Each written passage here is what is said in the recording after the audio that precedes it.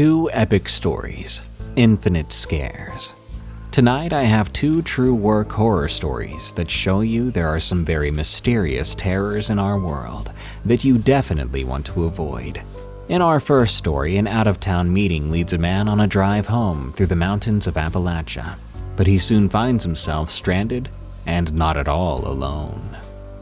And in the second story, a social worker who helps the homeless improve their lives comes across a girl and her dog who are on the run from something that may have killed her friend. Enjoy this nightmare fuel, courtesy of Dead and Roasted. These are tales from the break room. I don't drive through Appalachia anymore. From Talwen. I've always been creeped out by the Appalachian mountains. That's especially true after dark. You hear stories from time to time about hikers going missing, and you hear about the ghost towns or forgotten places out there. Stuff you don't want to think about when you're alone in the dark driving through that region. Well, twice a year I have to make this drive for a regional sales meeting, and twice a year I dread it for weeks beforehand. The meeting itself is not the worst. It's boring corporate stuff in a conference town in West Virginia.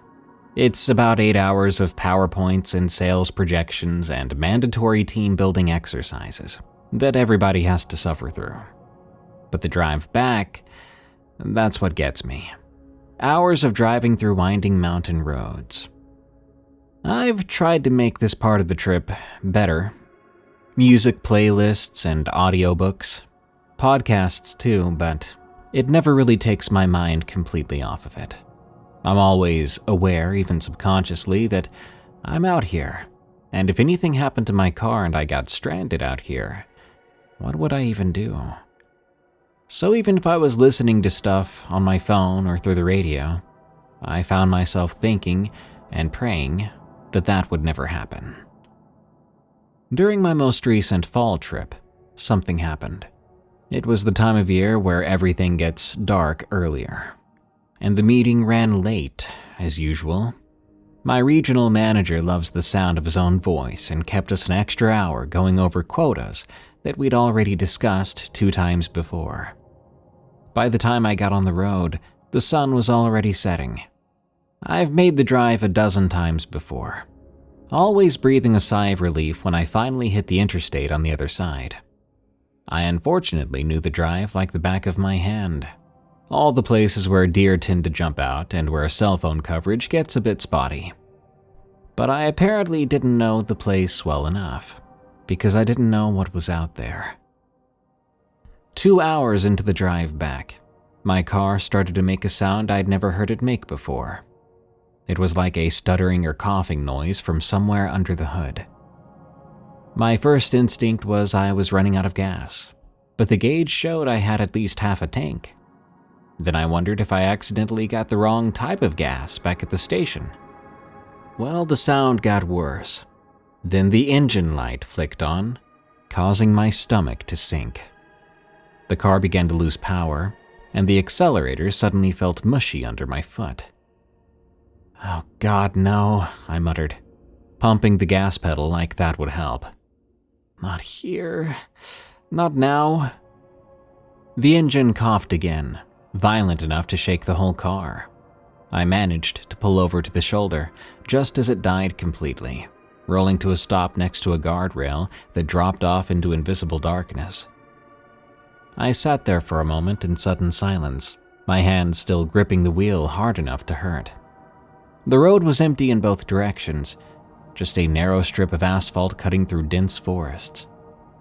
No streetlight out here. They don't waste electricity on roads this remote anyway. No houses I could see, no friendly porch lights in the distance. No signs of civilization except for the fading yellow lines on the pavement and a rusted mile marker that I couldn't read in the dark. I tried the ignition just in case. Nothing but a clicking sound. I tried again and got the same result. The battery was fine, all the lights still worked, but the engine was dead. I pulled out my phone, relieved to see that I had 3 bars. At least something was going right. I called my wife first. She needed to know, and I was happy to hear her voice. "Hey, hon," she answered on the second ring. I could hear our daughter babbling in the background. That sweet nonsense sound 3-month-olds make. "How'd the meeting go?" "It was fine," I said, trying to keep my voice steady. "Listen, I broke down on the road in the mountains. I'm probably about halfway back." "Oh no, are you okay? What happened?" "Yeah, I'm okay, just the car died. Started to make a weird noise, then just stopped. I'm gonna call a tow truck, then probably call Brent to see if he could pick me up." "Where exactly are you? Maybe I should come get you." "No," I said quickly. The thought of her driving all the way out here with the baby on these roads in the dark, absolutely not. "No, I'll be okay. I'll get a tow and a ride. Don't wait up for me. This might take a while, but I'll be home." "You sure? You sound worried." I was worried.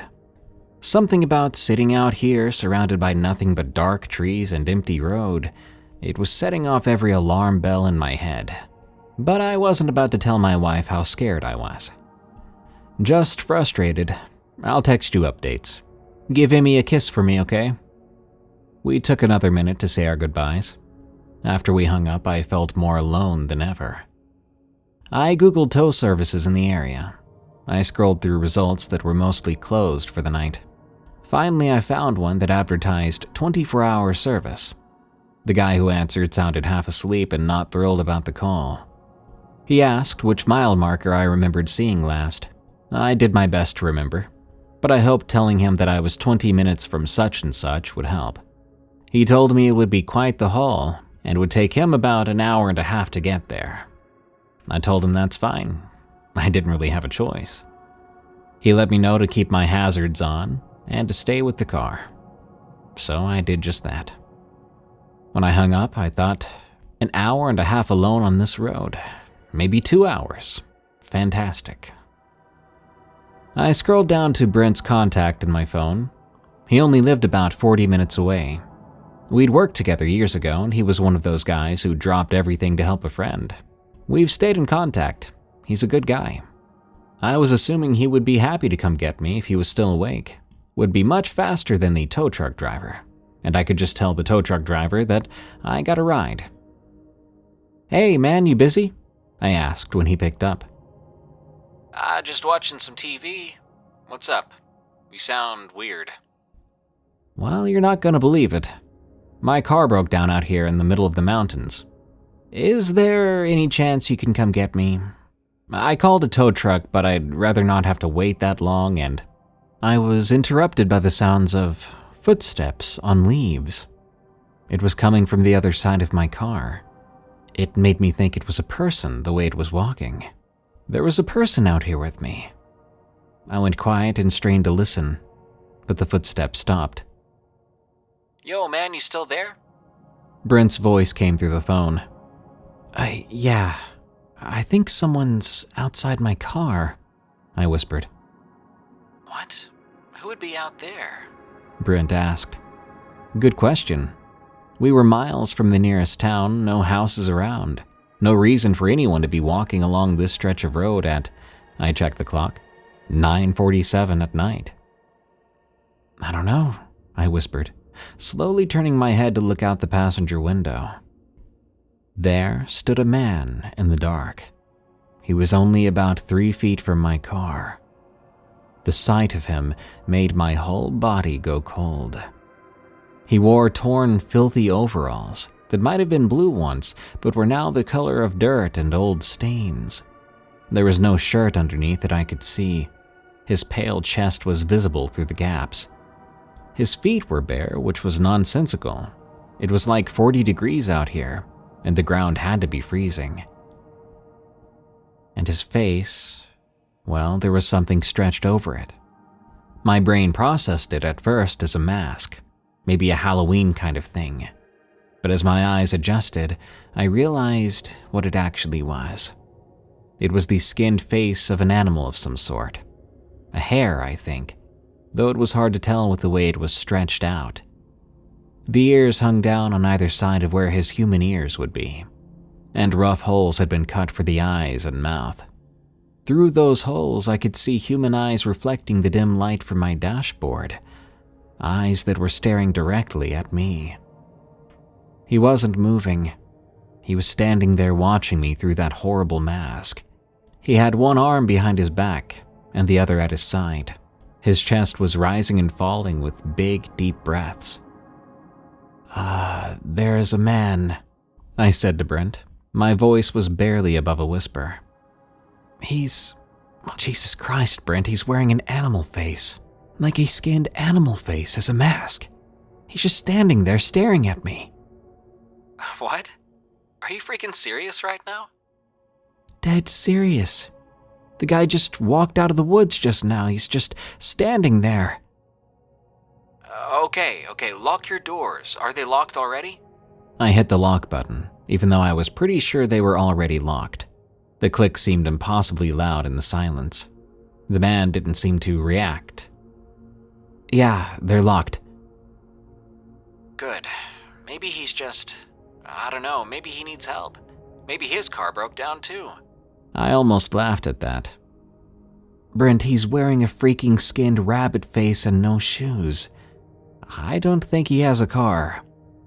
Right, Jesus, okay, I'm getting in my car right now. I'm coming to get you. Just stay calm, don't do anything stupid. I tried to control my breathing. I kept my eyes on the man. He hadn't moved an inch since I noticed him. His hand hung at his side, the other still behind his back. That really creeped me out. "Man, he's got one hand behind his back," I told Brent.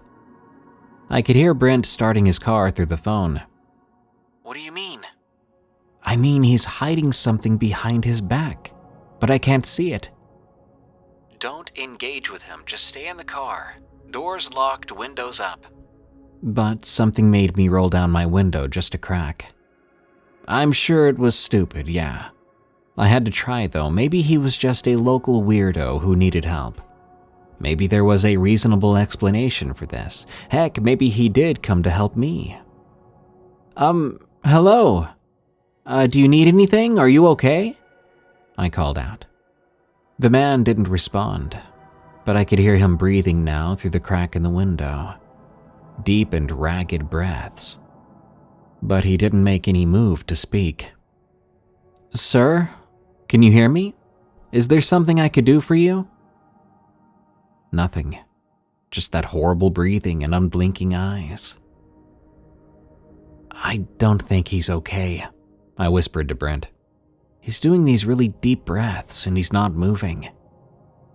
How far are you from that one gas station? You know the one I'm talking about. I think about 15 miles, 20? Too far to walk, especially with this guy here. Okay, don't worry about it. I'm gonna do 90 all the way there. I should be there in 30 minutes at most. Should we call the cops? I don't know yet, Brent. Should we wait? Then the man moved, just slightly, shifting his weight from one bare foot to the other. The hand that was visible clenched and unclenched, and his breathing sounded heavier. "He's moving," I reported. "Acting really weird, more weird, I mean. I think maybe I should just start walking. I don't think I feel safe here." No, man, you're safe inside that car. He can't get into you. "But what if he..." Click. The sound cut through our conversation like a gunshot. The man had reached out with his visible hand and opened my passenger door. It swung open about 6 inches. Did my lock break? Did it not work anymore? How had that happened? I just locked it, double-checked it even. He left the door open just that much, like a message, as if he was telling me that he could get in whenever he pleased. He just opened my door. Crap, man, I thought you locked it. I did. I don't know what's happening. Oh, crap, I'm coming as fast as I can. 25 minutes, just stay calm. Stay calm, right. There was a man in a rabbit skin face mask holding my door handle, something hidden behind his back, and I was supposed to stay calm. "What do you think he wants?" I asked Brent, but it sounded more like I was asking myself. The man still hadn't spoken to me, still had barely moved. His breathing was the only sound besides my own panicked heartbeat and Brent's voice giving me updates through the phone. "I just passed the creek. Still doing 90. Hang in there." We stayed like that for the longest minutes of my life. Me in the car and him outside with his hand on my door handle. At any point, he could just yank it fully open and dive in at me. It was like some kind of bizarre standoff. I kept glancing towards his hidden hand. I wanted to know what he was concealing. I needed to know. Was it a knife or a gun? My imagination was going wild. "What's happening now?" Brent asked. Nothing so far. He's just standing there holding the door. "I swear he's probably on drugs or something. PCP makes people do crazy stuff." Maybe. But the way he acted was so calm and steady, like he was in full control of himself, in such control that he could make a subtle threat like that with the door. I glanced at the man again and nearly dropped my phone.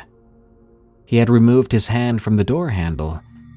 He had it raised up and was holding up 3 fingers. "Brent, he's holding 3 fingers up now."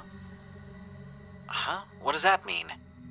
"I have no idea." His fingers were dirty, the nails black with grime, but he was holding them steadily. The 3 fingers were raised, like a little kid showing you how old they are. Through the eye holes of that terrible mask, he was still staring at me. I swear to God, I hadn't even seen him blink yet.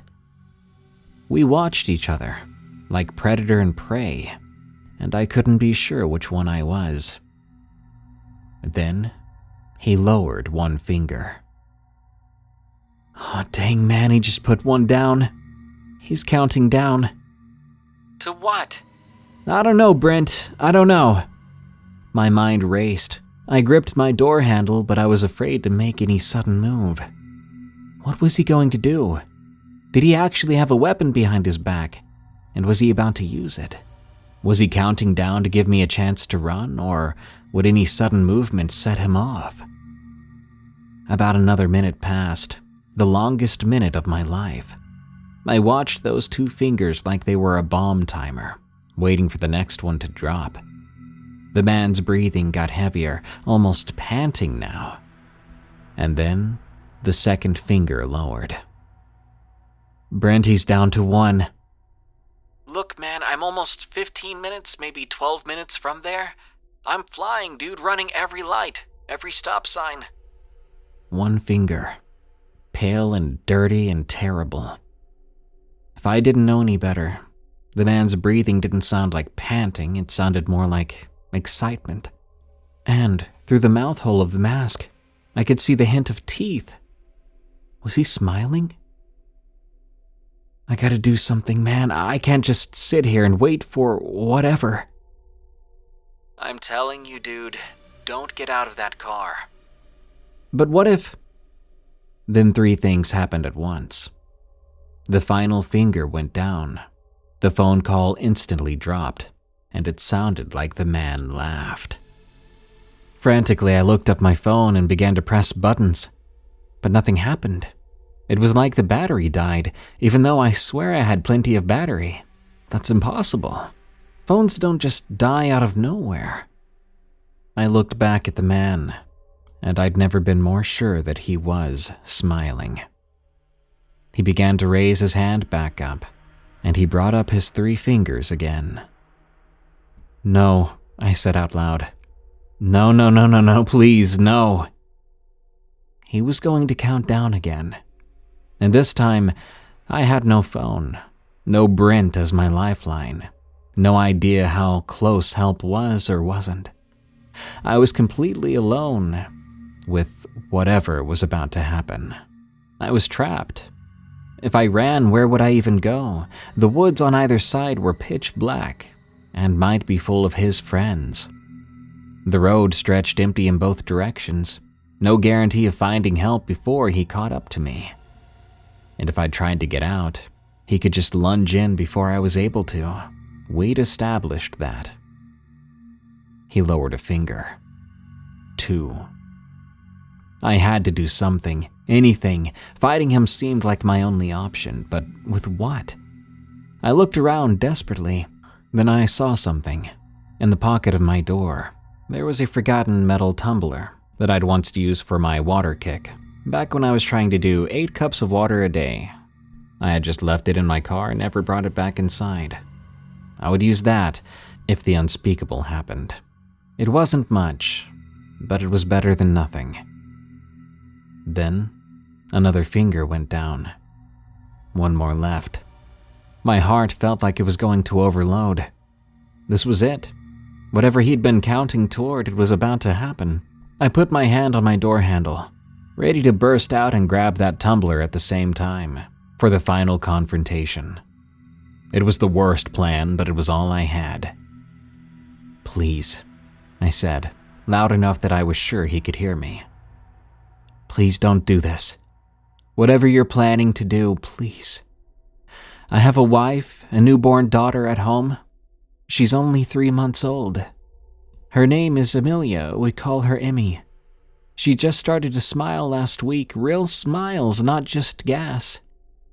I just want to see them again, please. I'll give you anything, my wallet, my car, whatever you want. Just please let me go home." The man tilted his head slightly, that awful rabbit face cocking to one side.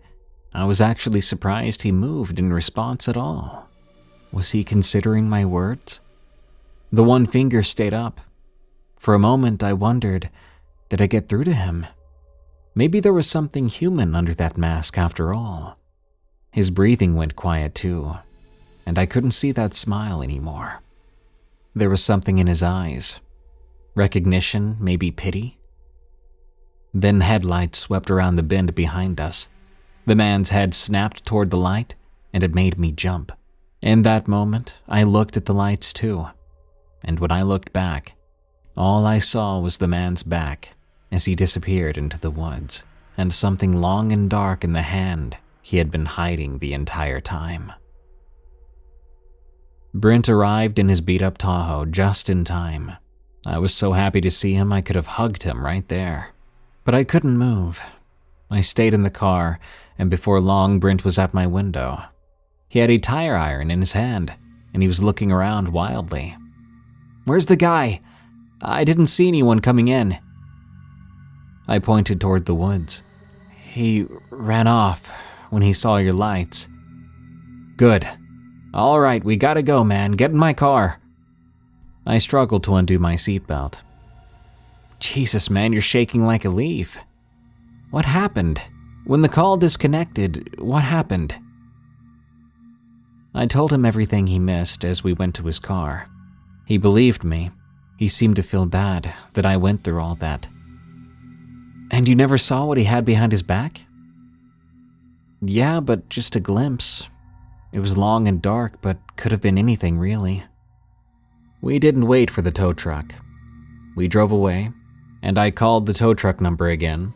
The same man picked up, and I let him know that I got a ride, and he could take my vehicle, and I would come to pick it up later, after it's been fixed, obviously. I got a call from a mechanic once they fixed it. Said it was the strangest thing. Looked like my fuel line had been shredded somehow. Asked if I remembered running over anything. I told him I didn't. I had no idea how my fuel line would have gotten in that state. I still have to make that drive twice a year.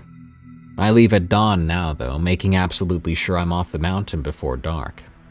I keep my tank full, my phone charged, and a weapon within reach. I've tried to get the company to let me do virtual meetings, but they insist on doing this face-to-face. So I go, but I watch those woods the whole time, and if we have to stay late, and I can't make it through the woods before dark, then I just stay at a hotel. My wife is very understanding of that matter.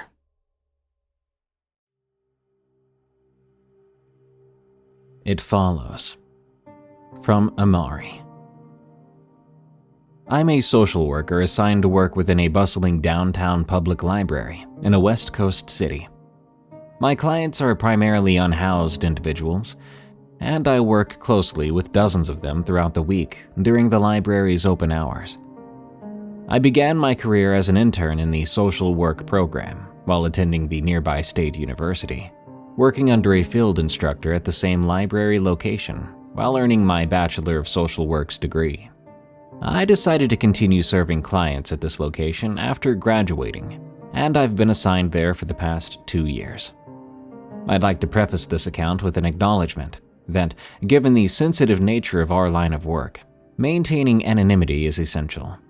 Therefore, I'll provide only the minimal amount of details about the client involved to respect their privacy and ensure confidentiality. With that being said, I begin my strange tale. The incident in question occurred during my time as a social work intern. I admit that I was inexperienced, and I took on more than I could handle. In those early days, I suffered from what one might call job creep, as my efforts as an eager, ambitious student steadily shifted into other responsibilities that went beyond my assigned duties. After entering the program and being unceremoniously thrust into the field at the library, I formed an attitude of subservience to my career. This manifested as working longer hours than I should have, sacrificing my health and well-being daily, all with the belief that I was living up to some sort of martyred state of being. In some ways, this could be interpreted as both self-destructive and somewhat egocentric. I'm still very passionate about what I do, but I realize now, following the events that occurred more than 2 years ago, how important it is to recognize when I'm crossing a line and need to move away from playing hero. Because, in this case, it almost got me hurt. Or worse. I'm getting a bit ahead of myself. The social work program at the library is a critical service for many of its unhoused patrons. The library itself is an essential third space for the community, especially in the brutal heat of summer when the temperatures hit triple digits, and the merciless onset of winter when it dips well below freezing at night. My clients' cases vary greatly. Some are seeking assistance with housing or obtaining access to healthcare, while others request mental health services, counseling, or employment guidance. Demand for social workers is consistently high, and appointments are often fully booked. However, at certain times of the day, walk-ins can be accommodated. Our small office is located on the 4th floor of the library, which is a busier part of the library as there is also a computer lab and ample seating for patrons to rest and utilize the library's space. Library staff perform a lot of the heavy lifting and are vital in fielding our clients' requests for appointments and also guiding them towards seeking our services during our walk-in hours. One night on a bitterly cold evening in early December, a few days before our winter break, all of the interns, including myself, were looking forward to closing up the office. It was nearing the end of a long, albeit productive day. After the other interns left, our site supervisor told me she was headed upstairs to file away some documents, and then would be heading home. I stayed behind to finish organizing a thick stack of paperwork from my last client. I was deep in concentration, sifting through forms that all began to meld into a blurred mess, when I was interrupted by a knock at the door. One of the library assistants, a quiet young woman whose name I could never recall, opened the door and asked if I had time to see one more walk-in. She then added in a soft voice that the request seemed urgent. Being the overachieving intern that I was, I agreed to see the client. The client was a young woman who would not provide me with her age, but was most likely in her late teens or early 20s. She had a dog with her, an older, medium-sized pup who was well-behaved and stuck closely to her side. When she entered the office, I immediately sensed a strong amount of tension radiating from her, as if she was inwardly coiled into a tight ball, ready to snap out of place at any moment. At first, she refused to make eye contact with me, electing to instead peer around the room. It appeared that she was gauging the level of danger of the space. I was not surprised at all by her behavior. It's something I see every day. Many young women living on the streets encounter horrors that most of us will never know. My initial impression of her was that she had seen many terrible things, encountered the worst kind of humanity daily, and did not trust a single person. After inviting her to take a seat at the table in the corner of the office and taking the chair opposite her, I introduced myself and asked for her name. She muttered her first name, which I will not disclose. Going forward, I'll instead refer to her as Jill. As for her dog, I will also protect his privacy and call him Jack. I began our conversation by running through the standard intake form, which I complete with every client at the beginning of our consultation. It covers general questions regarding our client's personal history, contact information, and current needs. It's a very standard, somewhat impersonal form, and I typically try to breeze through it as quickly as possible to get to the heart of the client's needs. Namely, I want to know what brings them to us. How can we help?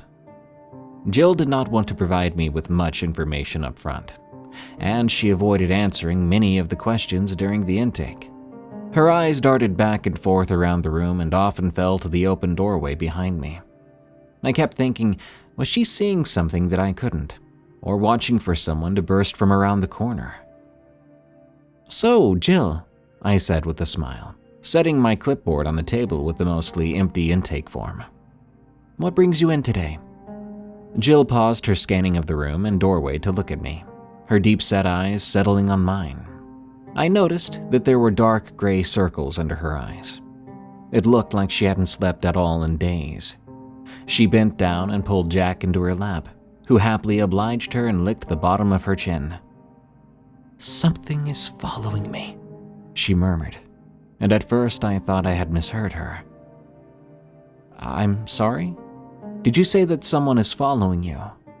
I asked, opting for the possibility that I had misinterpreted what she said. "No," she said, and looked away for a moment, lost in thought. "Something," she finally repeated, and met my eyes again. I felt my smile waver slightly, and fought to keep my eyebrows from furrowing. I'm often told I wear my heart on my sleeve, and this night I was struggling to keep my confusion from showing. She studied me, seeming to take my silence as an invitation to continue. I noted inwardly that she was very brave, given her apparent emotional state. Something had rattled her to her core, but she felt like it was important to talk about it. "I have a good friend out here," she began quietly.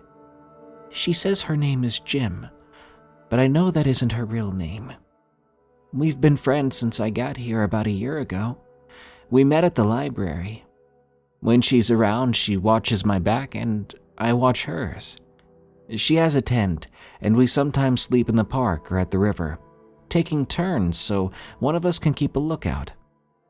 She paused for a moment and swallowed hard, then moved to set Jack back down on the ground. It seemed that, at this point, even her dog would not be able to offer her comfort. I could sense her anxiety radiating off of her. It was so palpable. "About a week ago, we were at the river late at night. A little while after I went to sleep in the tent, Jim woke me up. She was freaked out and shaking. She told me that she saw something she couldn't explain, off past the field in the shadows of the trees. She kept pointing to it, but my vision is bad at night, and I couldn't see anything that far away. She wanted to leave right then, so we did. We packed up everything and walked to that park on the edge of town. Jim told me she wasn't going to be able to sleep, and that she'd stay up and keep watching." Jill paused for a breath and then shivered slightly. "Whatever it was that Jim saw, it followed us. A few hours later, right before sunup, she woke me up again and said it was back, and pointed at it when I came out of the tent." Did you see it, whatever it was?" I asked. "No," she replied, and scrunched up her eyebrows as if frustrated. "No, I couldn't see it at all. Not that night, at least." Jill looked like she was on the verge of tears, but continued. "No, at first I couldn't see it, and Jack here kept right on sleeping, so I thought maybe Jim was on something, hallucinating or dreaming. But the way she described it, it scared me." "What did she say it looked like?" I pressed her as gently as I could. My curiosity piqued. "She said it wasn't a person. She said it was crawling and walking like it could stand, but just for a second. But it mostly moved like a cat, sort of. A tall cat that could stand up on its back legs. It would go back and forth between standing and crawling really fast-like, and it stayed out of the light. After that, she barely slept at all for days. At night, she stayed awake outside the tent, waiting for it to show up. And when it did, she would wake me up and we would move over to another spot. It made me afraid." "Did it ever come close to you?" I asked. Jill shook her head. "After a few nights, Jim told me she didn't want to sleep out in the open anymore. She said she wanted to sleep somewhere inside, like in an abandoned building or even in the tunnels." The tunnels, I thought grimly to myself. The tunnels were a sprawling underground network of passageways that lay beneath the city, which were largely inaccessible, except to thrill-seeking tour groups or those desperate enough to seek shelter within their catacomb-like depths. "I told her I didn't want to do that," Jill said, her voice wavering. "I don't like the tunnels. I hear that all sorts of horrible things happen there to people like me," she finished, her voice trailing off. "So what happened after that?" I asked. "Jim got upset with me, told me that it was stupid to stay outside with that thing following us. Though, at the time, I still didn't see it. So she left. She said after the third night that she had had enough. She would take her stuff and stay in the tunnels at night, and that I could either come with her or not." "You decided not to go with her?" "Yeah, I still didn't completely believe something was following us. I didn't think she had any reason to lie to me. I thought she was being paranoid. I thought what she was doing was dangerous, holing up in the tunnels like that. People disappear there," she said, then looked up at me. "I haven't seen her since," she said, and I saw tears begin to well up in her eyes. "I usually see her around here, in the library during the day, or at least at the park in the mornings when the church groups give out meals. I think something's happened to her, something bad. I think whatever that thing is, it got her." A chill ran down my spine, even though I was having a difficult time believing this myself.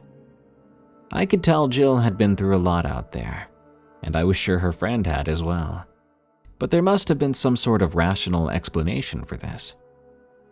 "Have you contacted the police?" I suggested. Jill gave me a look like I had suddenly put on a clown costume and pirouetted around the room. Of course she hadn't contacted the police, her look told me, like they would be of any help at all. They don't care about the unhoused. My chest tightened at the stark truth of that notion. Have you tried staying in the shelters? There's a woman's shelter a few blocks from here. I know it's full at the moment, but I'm happy to get you on the waiting list," I offered, attempting to steer her towards a path that involved something I could help her with as a social worker. "I don't stay in shelters. Bad things happen there too," she replied solemnly. I nodded, understanding exactly what she was saying without the need for her to spell it out. Even though shelters, which the name implies, grant some semblance of protection from the outside, they're also notorious for not always offering protection on the inside. I've heard many horror stories from my clients and fellow social workers, and some people choose to avoid them and stay out in the elements instead. After some deliberating to myself while Jill sat there, mulling over her thoughts, I asked her, "Are you interested in housing assistance? There is a housing choice voucher program. I'm happy to walk you through signing up for that, or..." I began, but she cut me off. "No, I don't want any of that. I don't want to stay here. I can't stay here," she said, then blew out a big sigh as if she was holding her breath for a few moments and forgot she needed to breathe. "I've seen it," she said, her voice so low I could barely hear her. "You've seen it?" I said slowly, now unsure of where this would lead us. "Yes," she replied. "Last night, I saw it near the old part of town, by the bridge. I was looking for Jim over there. There's an opening that leads to the tunnels next to the docks. Jim showed me once. I thought I'd check near there to see if I could spot her or her tent. But when I got close to the river, I saw it, off by the walkway under the bridge." I looked at her with my eyebrows raised. I'm sure she could sense my doubt. "I swear to you," she said, obviously exasperated with me. "It was exactly like how Jim described it. It was slinking around, cat-like, but too big to be any cat. It was dark, so it was kind of hard to see, but it was close enough for me to see it this time. It was skinny and very tall. At first it was standing up, and I think it spotted me, and then it fell to the ground and crawled on all fours, moving straight towards me. I was holding on to Jack, and he began to bark like crazy and tried to jump out of my arms. I wasn't going to wait for it to get us. We got the heck out of there. And after I ran a few blocks and ducked into an alley, a few hours later I saw it again. It followed me. It was in one of the alleyways across from where I was, slinking around, watching me from the dark places where it was hard to see. But I knew it was there, just as sure as Jim was sure that it was there. That and Jack was growling and his hackles were up," she said, and bent down to scratch behind his ears. I found myself shaking my head, finding this all very hard to digest. A strange creature stalking this young woman and her friend. I've heard plenty of unusual tales during the short time I was in the internship program, but this one was by far the most bizarre. It sounded like something straight out of a B horror movie, and not at all based in reality. "Jill, I want to help you, I truly do, but I don't know how I can help in my capacity as a social worker with this. I need help getting out of here. I can't stay here, it's going to get me like it got Jim," she said, her despondency made clear through the falling intonation of her voice. "I'll see what I can do. I've helped others get bus passes, but where would you go?" "I have an aunt who lives along the coast up north. If I get there, I know she'd take me in," Jill explained. "I'll try, but I can't guarantee that I can help. To square away the funding through our program for something like that, I'd have to get special approval from my site supervisor, and..." Jill looked at me with pure desperation, which washed over her features. "Please, you're the only person who can help me get out of here. I'm scared about what might happen to me. Please." I sighed, holding Jill's gaze. "Okay, Jill. I'll do my best." After some gentle persuading, I was able to get Jill to provide me with the number for her cell phone. She said it sometimes died because of a faulty battery, but then assured me she would do her best to keep it charged and close to her. I told her I would speak to my site supervisor the next morning and call Jill to update her about the bus ticket. I then asked her about what she planned to do that night, where she intended to stay. "I'm not sleeping at all tonight. I'm just going to keep moving," was Jill's grave reply, as she picked up Jack and made her way out of the office. At that, an uncomfortable anxiousness began to settle in the pit of my stomach, and I genuinely felt worried for her. The next morning, prior to diving into our first round of appointments for the day, I pulled my site supervisor aside and explained Jill's situation to her in very general terms.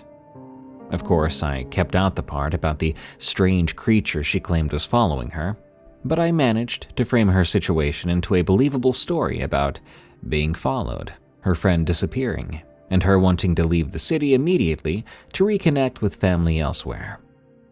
Upon hearing my explanation, my site supervisor shook her head and told me that the social work program for the library was already facing budget cuts, and securing the funding needed for a bus ticket, especially for that amount, would not be feasible.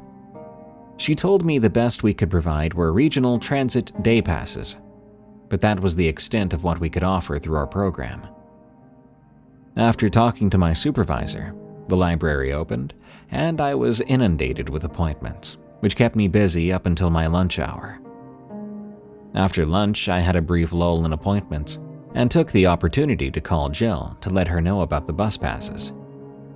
The call went to voicemail, so I left a message explaining to Jill about her limited options. I didn't think much about it after that, until a couple of hours later, when, during an appointment with another client, I received a phone call from Jill. As I stepped away from the client to take the call, I could hear the telltale sounds of heavy traffic in the background, and Jill sounded out of breath. "It's Jill," she said. It sounded like she had been crying, and her voice was breaking as she spoke. "Hey, Jill, I left you a message, but I wasn't able to get you a bus ticket. Our funding has been..." I started, and Jill cut me off. "It came back," she said, and I could tell from her tone that she was frightened beyond belief. "It came back last night, and Jack ran away," she continued and started to cry. Static began to come through the phone. "Oh no, Jill, I'm so sorry." "I've got to go find him, and then we'll both get out." "Jill, did you hear me? I wasn't able to get the ticket." She rambled, and it was starting to become more and more difficult to understand what she was saying through the buzzing noise. "Jill, if you can hear me, wait for me in Old Town near the entrance. Do not go into the tunnels. I'll meet you there. I'll help you find Jack." I heard myself say the words, and my heart began to pound furiously in my chest as I realized what I was doing, what I was getting myself into. "Jill, if you can hear me, please wait for me. I'll be there after the library closes," I said. And then, after a short period of hearing nothing but the crackling sounds of static, the line disconnected. Although I tried calling her back, she didn't pick up again. The rest of the day, I was on edge and very worried about Jill. I was afraid she didn't hear me and would attempt to find Jack herself without waiting for me. I feared that something would happen to her. About an hour before the end of my shift, as the light outside began to wane, I went to my site supervisor and told her that I needed to leave early for an urgent matter.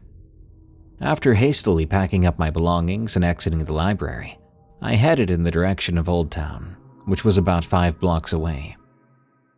Along the way, I decided to take a slight detour and pull money out of the ATM for Jill's bus ticket, committed to the idea that I was helping someone who otherwise would receive no help, who may end up hurt, missing, or worse, because no one else would give the time of day to someone in her situation.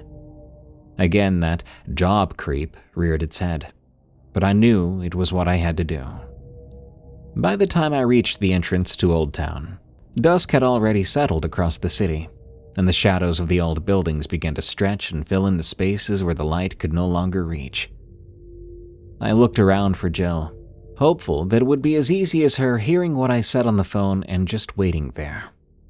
But of course, that was not the case. I stood at the archway that was adjacent to the wide underpass that connected the modern part of the city to Old Town. It was a weekday, and the usual crowds of tourists were not there. There were very few people scattered around the area, some couples casually holding hands as they headed off for a quiet dinner. but for more than an hour, there was still no sign of Jill. It was now completely dark outside, and almost half an hour past the time that I told her to meet me at the entrance. I contemplated taking a look around the storefronts or poking my head into some of the alleyways that were scattered throughout. As I was peering around, thinking about my next steps, I spotted him. Jack. He was far away, but I recognized him instantly. He was running full speed down the street to the south in the direction of the river. I took off after him, my work bag slamming against my side as I jogged to catch him.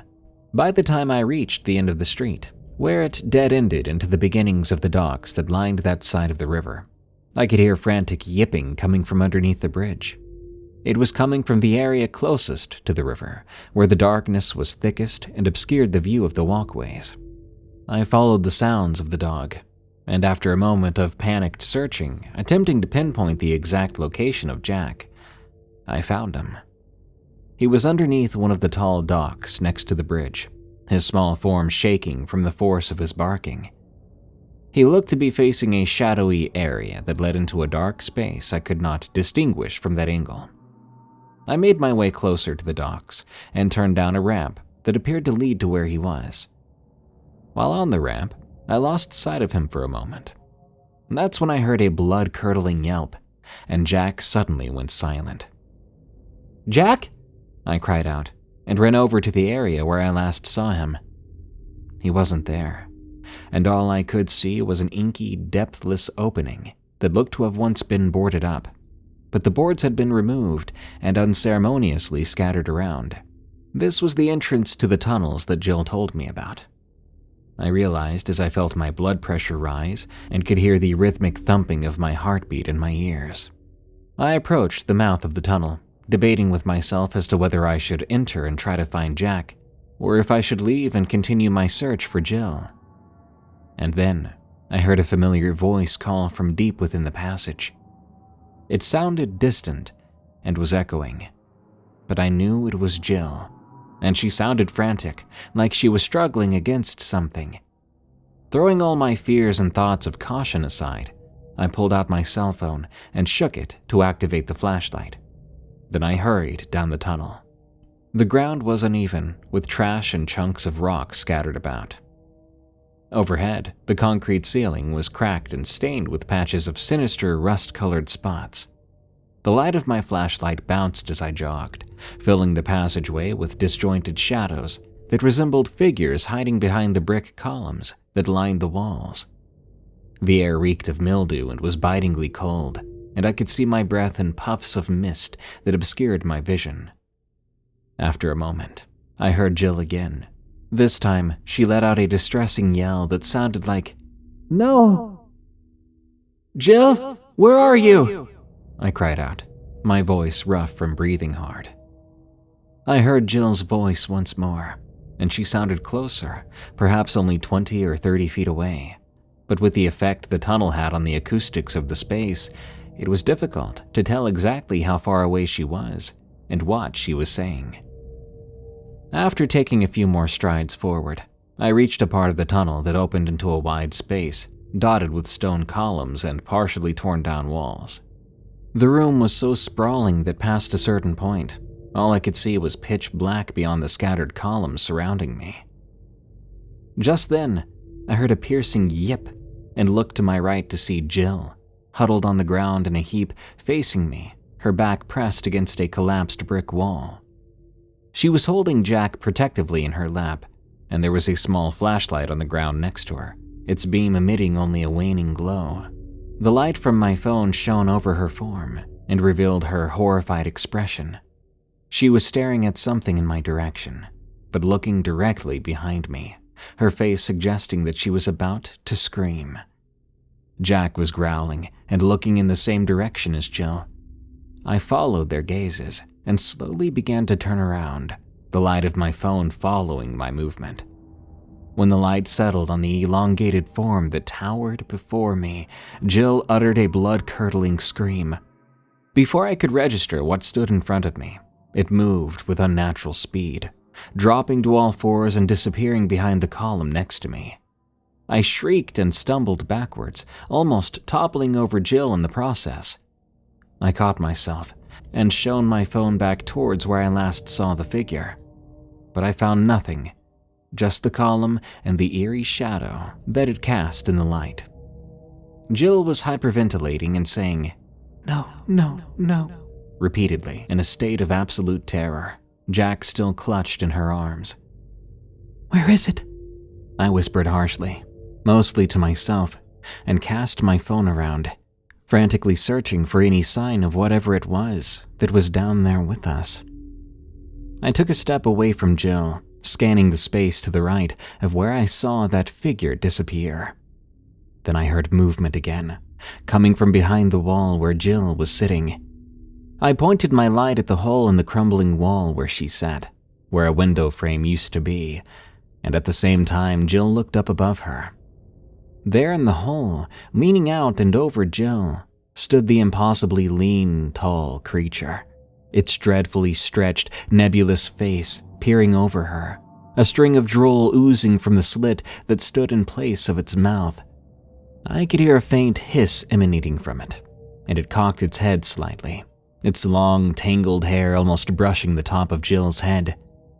We both screamed at the same time, and Jill crawled away from the creature, dragging Jack away and up as she staggered clumsily to her feet.